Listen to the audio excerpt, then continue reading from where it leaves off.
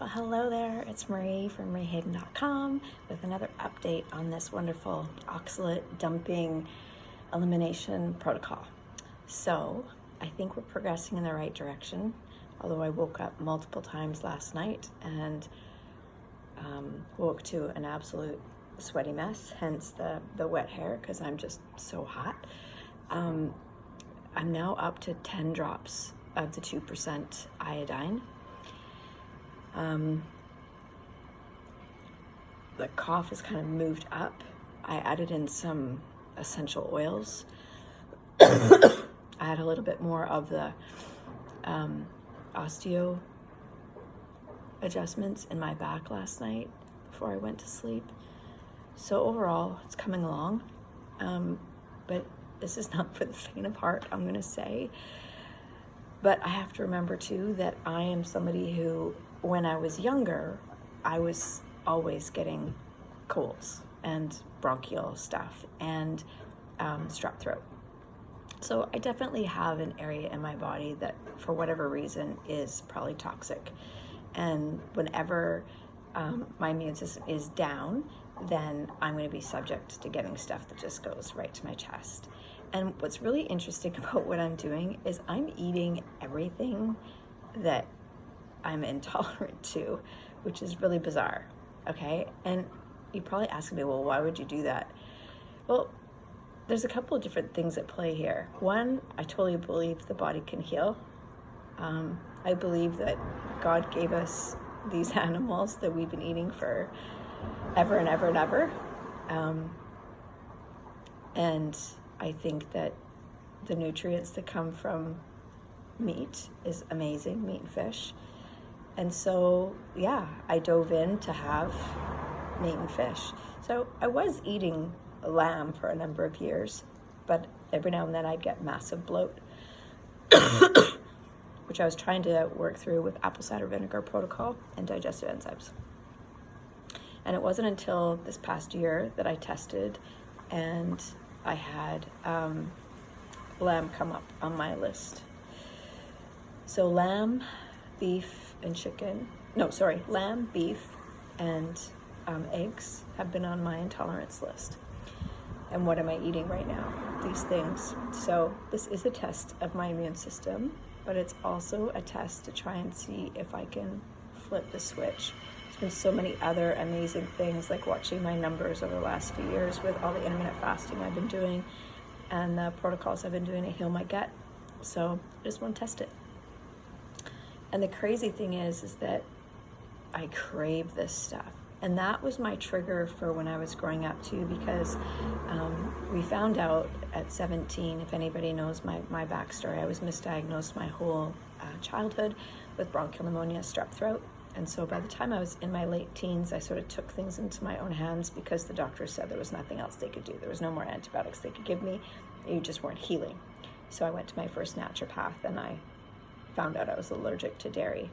So he took dairy out completely, although I became a binger. So what that meant is I had so many different people talking to me, oh, you can just take a lactate pill, you can still have dairy. Well, no, because I was actually allergic to dairy, so that wasn't gonna work. I was intolerant as well, because I had that test done later on. And so I had this it was almost like a bulimia thing where I would go like for weeks and weeks and weeks without having any dairy, and then all of a sudden I'd be like, go and get a half liter of ice cream, and I'd literally sit and eat the whole thing. And then within like 3 to 4 days, there came the bronchial pneumonia again. There came the, not even pneumonia, but bronchitis and strep throat. So it starts in the throat, goes in the chest, and then I'm down and out for weeks.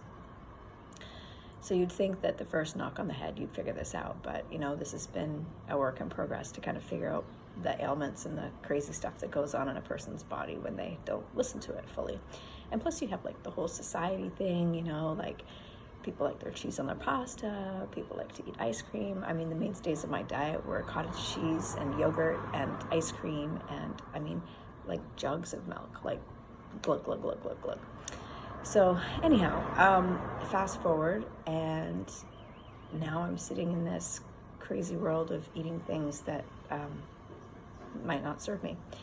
And that could be a connection as to why I went down, because I have not had any sickness other than what I went through in the beginning part of this detox protocol with the pain. I don't know, did I do a video on that one? I can't remember. So I had this weird pain that came from like my low back, and then it circled all the way up, and it was only on this side of my face, on the left side, which is crazy because it's always been the right side that's doing this whole weepy thing. And every time I would like go down to pick something up and come back up, it felt like I was going to be faint. So I like tested my blood pressure, I checked my heart rate, and like I was all good. So that was just, it was like a 24-hour virus, or it was detox, which I think I'm going to lean more towards oxalate, because that was right around the same time. I think that, now I'm just guessing here because I don't have my notes with me, because I can't always keep all this stuff in my head of what takes place in my body, but that was right around the same time that like my back pain then after that was like gone, which was crazy because I've had like chronic low back pain and crepitus for the last 4 years, and so that's been pretty cool. So other than that, I'm just saying that this cough is, believe it or not, getting better. I apologize for coughing on here, but I think it's important that I'm real. And I just keep bringing you up to date on what it's like to go through oxalate dumping, what it's like to start increasing dosages of iodine. And the iodine for me is to help my thyroid. I'm actually drinking salt water with my iodine so that I can then help that get stuck into the receptors. So you have these like halides, bromide, fluoride, oh my gosh, my brain. Fluoride, bromide, oh crumb, I've totally forgotten the other, oh chloride, yeah, I think it's chloride. Sorry, I'll have to get that more information dialed in and not do this when I'm detoxing and don't have a full brain. Anyways, these get stuck throughout your body. So when you go and take that iodine, it's going to go ahead and try and grab as much as possible and then purge it out. But the thing is that if your receptors are completely blocked with all these halides, then iodine's not going to get in. And that means the iodine is not going to actually effectively work. So it's like putting in the fuel. This is kind of funny. Like when I was younger, my first vehicle was a Honda Civic 4-door.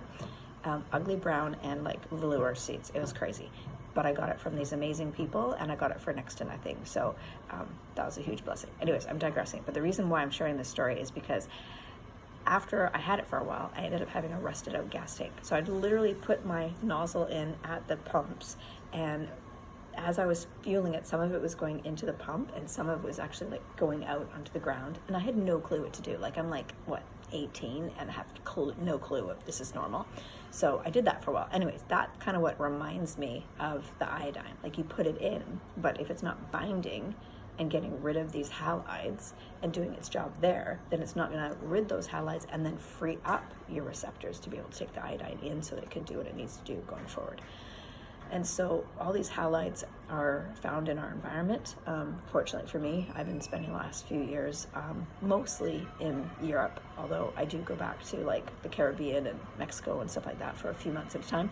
But for the most part, we've got a lot less bromide over here, and they're a bit stricter in their laws. So, I mean, they're not perfect by any stretch, but they're less than, say, like United States for sure. So that being said, I just want to encourage you to do your research. There's some amazing people out there that I'm following. I'm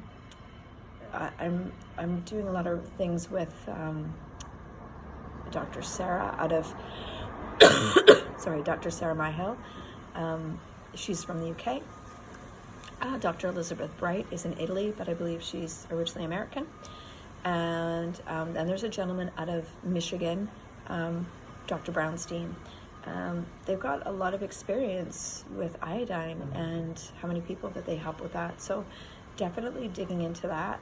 I'm still doing my intermittent fasting coaching calls, but I'm personally only doing like either an 18 and 6 or 16 and 8. I'm not doing any prolonged fasting. That was in my last few years that's gotten me to where I am today with my thyroid numbers.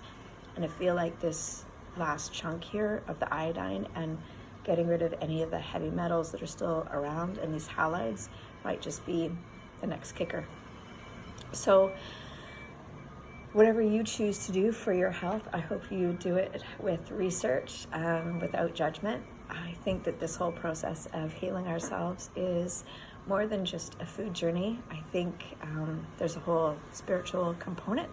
I think there's a whole component of getting to know you, and just kind of shutting your ears and eyes to all the crazy that's out there, especially when it comes to big pharma. Definitely had my introduction to that at such a young age, with being misdiagnosed. And, we can also get sucked into taking too many supplements as well. So we do have to be mindful that we have some great food out there. We just need to be able to source it properly. So thank you so much again for tuning in. And if you like hearing my journey on oxalates, go ahead and hit the subscribe button. This is really raw, what I gave you guys. I'm not one of these social media personalities where I have like graphics and things like that. I don't have a group of people that help me do what I do. I just bring you my information because I just want to help the world heal and be part of something where I've made a difference. So again, thank you so much, everyone, and I'll keep you updated every couple of days how I'm doing and how things are going. Thank you so much again, www.mariahayden.com, and you have an amazing, awesome, fabulous, outstanding, and grateful day. Ciao.